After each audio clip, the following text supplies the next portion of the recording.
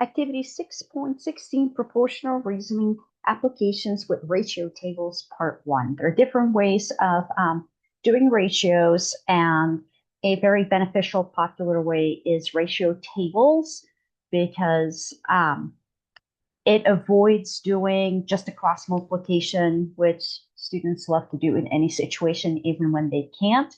So this multiplicative thinking is at the core of proportional reasoning versus additive thinking. And here's some applications for this. So number one is one ticket to the school play costs $5. How much is each? How much does it cost for 10 tickets? For 18 tickets, how many tickets can you buy with $100? So right now, this is a unit rate because you know the cost of one ticket. Sometimes we figure out the unit rate to get the other ratios. Sometimes we don't go to unit rate at all. This one, it gives you the unit rate. So one ticket is $5. So 10 tickets would be 10 times as much and would cost $50.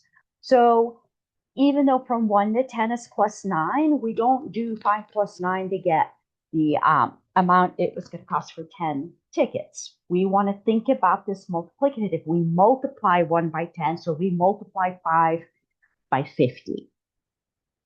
If I want 18 tickets, let's see. So for 18 tickets, it'd be times 18. So I am doing some mental math right now that it's $5 per ticket. So 5 is half of 10. So 118. So 5 times 18, 10 times 18 is 180, should be $90. And then for $100, we have to think 5 times what number gives me $100. So that would be times 20. And I would get 20 tickets for that. I can also go to the second one and say, okay, $50 to $100 is doubled. So then 10 to 20 would be doubled. So you don't always have to go back to that first one. Let's look at number 2 together. Juan runs 4 kilometers in 30 minutes. At that rate, how far can he run in 45 minutes, in 105 minutes? How long to run 10 kilometers? So I want 45 minutes, right? So I have 4 to 30. If I think about the unit rate would be 1 kilometer, and then 30 divided by 4 would give me a decimal, but I think I can half it. If he runs 4 kilometers in 30 minutes, it would be 2 kilometers in 15 minutes. 45 minutes, 45 is a multiple of 15 because it's times 3. 2 times 3 would give me 6. So that is the same proportion, same ratio as it was for the 4 to 30. 105 minutes. So see, that would be, have to think about that a little bit. I'm trying to do this with mental math and not go dig for my calculator.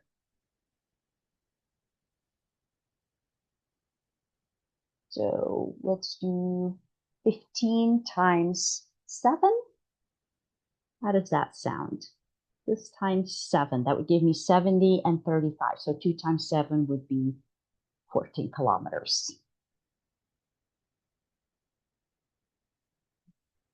If I want 10 kilometers, I can go from 2 to 10 times 5. 15 times 5 would be 50 plus 25, so 75 minutes.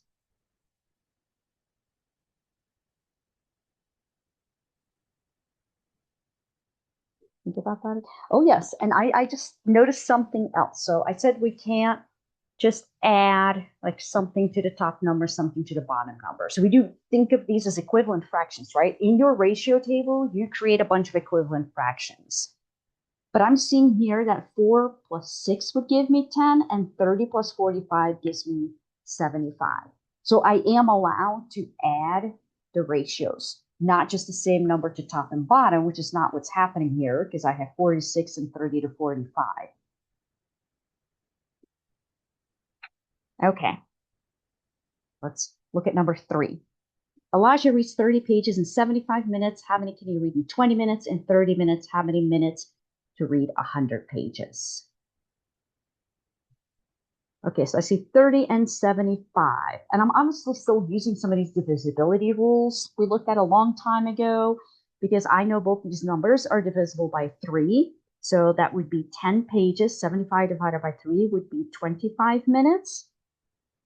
I think that allows me to go to 20 and 30. And if I want 100 pages, the 70, oh, the 10 times 10 would give me 100 pages. So I'm going to leave this one for you. That's just the first step. Number 4, class uses 72 papers for an 18-foot path. How many papers does he need for a 10-foot path, a 15-foot path? So let's see what we can do. So it's 72 and 18. Those are both divisible by 9, right? So I don't know if that's going to help me, but I'm going to do it anyway. Divided by 9, that gives me 2 feet. 72 divided by 9 is 8. So 8 papers would be for 2 feet. So that would be, I'm going to divide these by 2. And for this one, I am going to that unit rate because that would be 4 and 1. And that is going to allow me to go to that 10-foot path and the 15-foot path and the 80 papers. I mean, the 80 easily comes from 8 over here. The 10 can come from the 2, but I did go to 1 to get to the 15. So fill out the remaining ones. Number 5 is still doing ratios, but now we're looking at fractions. So you need 1/3 a scoop of cocoa powder and 2 cups of milk to make chocolate milk. How many scoops do you need for 6 cups of milk, 3 cups of milk? And if you use 2 scoops of powder, how much milk do you need? So 2 to 6 is times 3, right? So this times 3 would give me 1 cup. 6 divided by 2 would go to 3. So think about how many cups here. And then, oh, these are scoops. Sorry, scoops.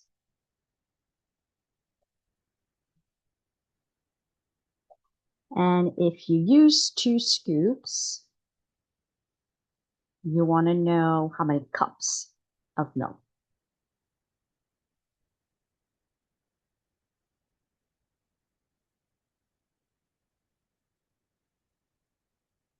So these are still pretty nice numbers when you put them in. So it's this type of thinking, that's that multiplicative.